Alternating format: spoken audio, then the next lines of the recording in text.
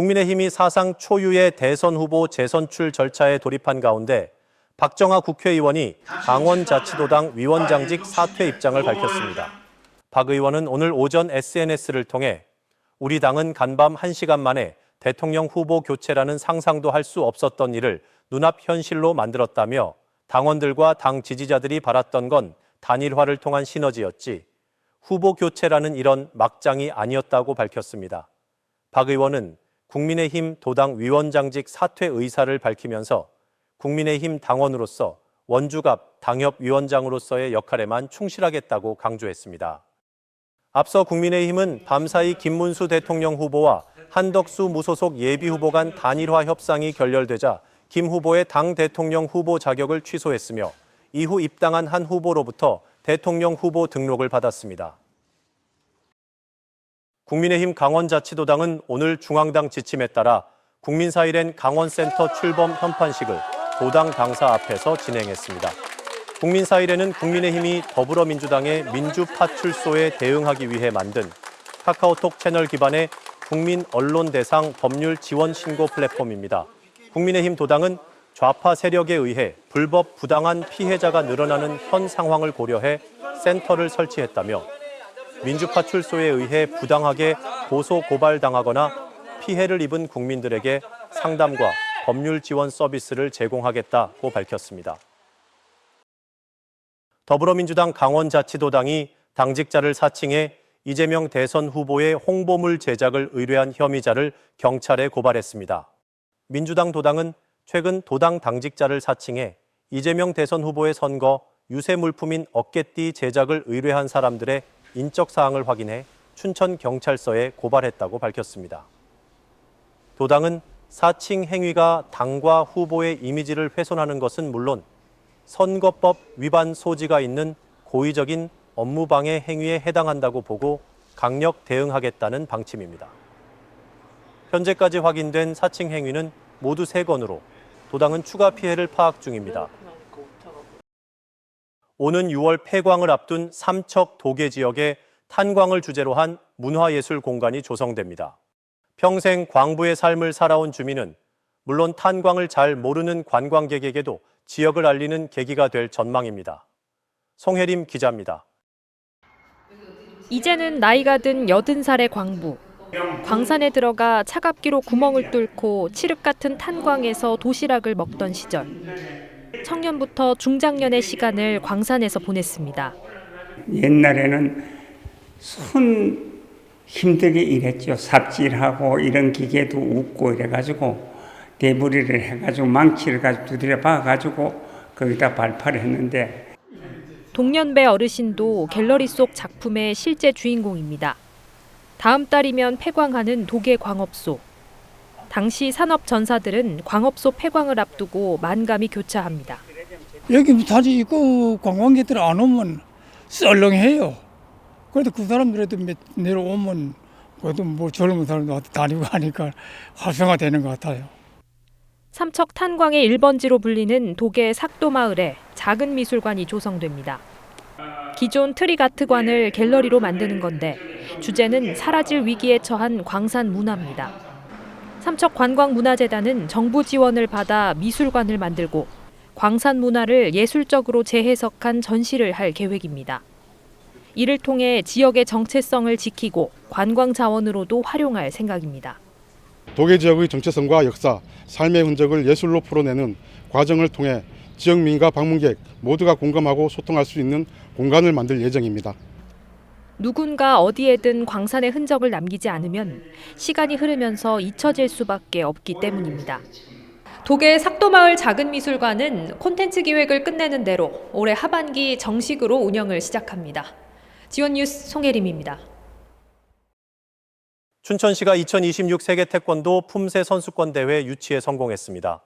세계태권도연맹은 아랍에미리트 푸자이라에서 열린 집행위원회에서 내년 10월 열리는 2026 세계태권도 품새 선수권 대회 개최지로 춘천시를 최종 선정했다고 밝혔습니다.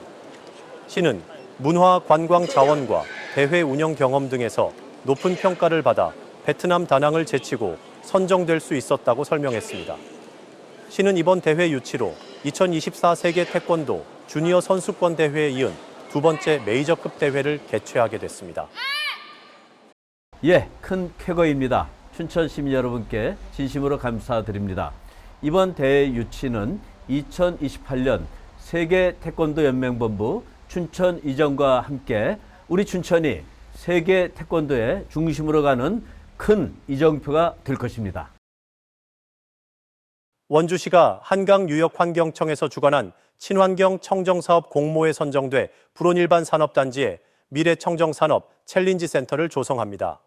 이번 공모 선정으로 한강수계기금 100억여 원을 확보, 청년 창업 공간인 챌린지센터를 오는 2028년까지 준공할 계획입니다.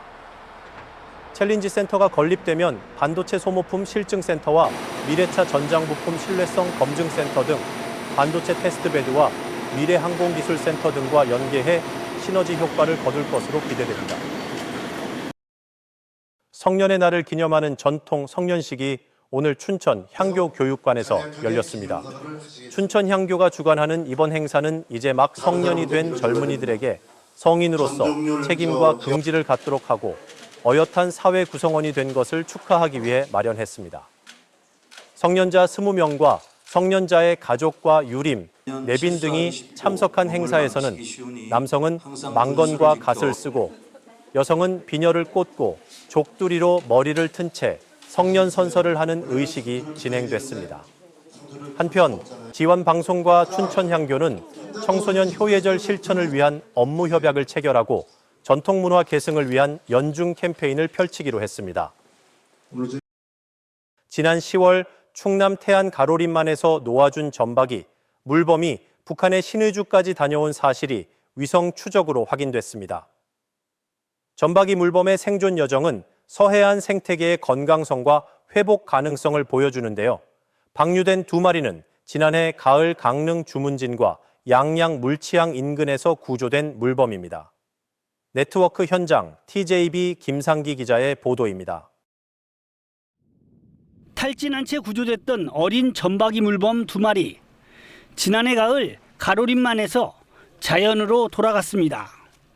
수컷 보미는 신의주 앞바다까지 북상한 뒤 백령도를 거쳐 가로림만 인근으로 돌아왔다가 다시 신의주 해역으로 이동했습니다. 암컷 양양이는 서쪽 먼 바다 쪽으로 나간 뒤 신호가 끊겼지만 두 마리 모두 각자의 무리를 찾아 야생 적응에 성공한 것으로 평가됩니다. 가로림을 벗어나서 서해 넓은 곳으로 각자의 자리를 갖고 한 마리는 북한 쪽으로도 이동을 한 것으로 봐서 가로림에서 방류한 두 개체인 보미와 양양이는 건강하게 서식지를 적응해서 나간 것으로 판단됩니다. 동해에서 구조된 물범을 서해에 방류한 이번 사례는 양쪽 바다의 개체 교류를 확인하면서 유전적 다양성 확보라는 의미도 남겼습니다. 동해에서 구조됐지만 서해 풀어줌으로 인해서 혈통 관리를, 그러니까 혈통을 섞어주는 역할을 함으로 돼가지고 이 물범들의 유전적 다양성을 확보할 수 있다고 생각합니다. 가로림만은 수심이 얕고 외부 파도에 보호돼 다양한 해양 생물이 살아가기 적합한 조건을 갖췄습니다. 점박이 물범 구조는 물론 치료, 재활, 방류 등의 기능을 갖춘 점박이 물범 연구센터 건립을 해양수산부에 제안하여 추진할 계획입니다. 국내 최대 해양생물 보호구역이자 점박이 물범이 실제로 머무는 해역으로 통합 생태 관리의 중요성도 커졌습니다. 매년 최상위 포식자인 점박이 물범이 돌아오는 가로림만. 이곳은 서식과 회귀가 이어지는 해양 생태계의 살아있는 현장입니다. TJB 김상기입니다. 철원군이 이번 달부터 응급이송 처치료 지원 사업을 시행합니다. 사업을 통해 구는 지역에 주민등록을 둔 주민과 6개월 이상 거주한 외국인 중증 응급 환자가 지역 내 응급의료기관에서 종합병원 등으로 이송될 때 발생하는 비용 일부를 지원합니다. 이 사업은 지역 내 응급의료 서비스의 공공성과 안전성을 강화하기 위해 마련됐습니다. 태백시는 시 재단법인인 시민향토장학회가 지역 대학생에게 연 100만 원의 장학금을 지원한다고 밝혔습니다. 대상은 시에 2년 이상 주소를 두고 있는 대학생 또는 시민의 자녀로 희망자는 오는 28일까지 장학회 사무국으로 신청하면 됩니다. 장학금은 지난해까지는 소득과 성적 기준으로 선별 지급했지만 올해부터는 모든 대학생을 대상으로 지급합니다. 고성군이 생활인구 유입을 위한 농촌 유학 프로그램을 운영합니다. 이를 위해 오는 2027년까지 20억 원을 들여 공현진리 인근의 농어촌 체험장과 체류시설 등을 조성하고 수도권 가족을 대상으로 하는 1년 살기와 농어촌 계절 캠프, 각종 직업 체험 프로그램 등을 지원합니다. 춘천시가 일하는 청년의 자산 형성을 지원하는 청년내일 저축계좌 신규 참여자를 오는 21일까지 모집합니다. 이 사업은 근로사업 소득이 있는 청년이 매달 10만 원 이상 저축하면 정부가 추가로 최대 월 30만 원까지 적립해주는 자산 형성 지원 프로그램입니다. 3년간 조건을 충족하면 최대 1,080만 원까지 자산을 모을 수 있습니다. 지원 대상은 가구 소득이 기준 중위소득 100% 이하인 청년입니다. 사업 신청 등 자세한 사항은 관할 행정복지센터를 방문해 문의하면 됩니다. 정성훈이 이달 한 달간 쓰레기 불법 투기 집중 단속에 나섭니다. 상가와 빌라 상습 투기 지역을 중심으로 집중 단속을 벌이고 적발될 경우 최대 100만 원 이하의 과태료를 부과합니다.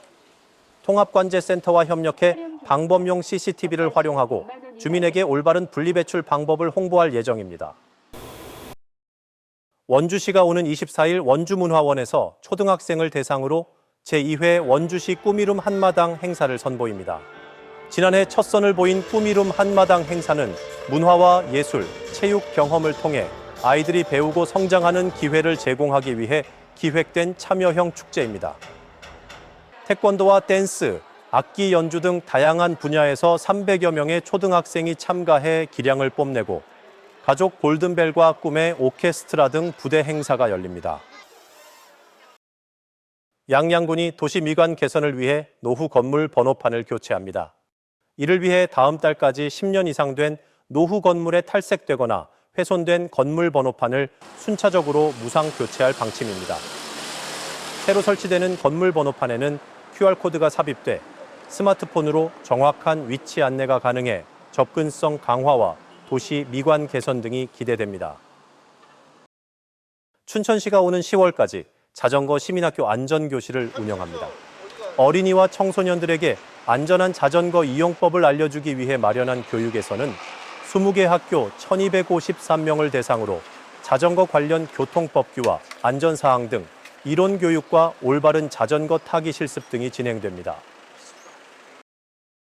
강원보건환경연구원이 오는 14일부터 30일까지 6개 측정 대행업체를 대상으로 대기 분야 시료 채취, 숙련도 평가를 실시합니다.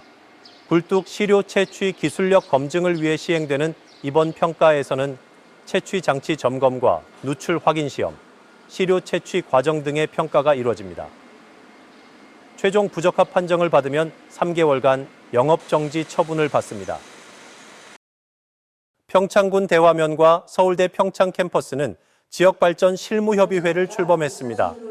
대화면 지역발전 실무협의회는 지역 현안을 해결하고 공동의 미래 전략을 마련하기 위해 협력할 방침입니다. 협의회는 대화면장과 서울대 그린바이오 과학기술연구원장이 공동위원장을 맡고 각 기관에서 추천된 12명의 위원으로 구성됩니다. 지원 AI 뉴스 마칩니다. 시청해주신 여러분 감사합니다.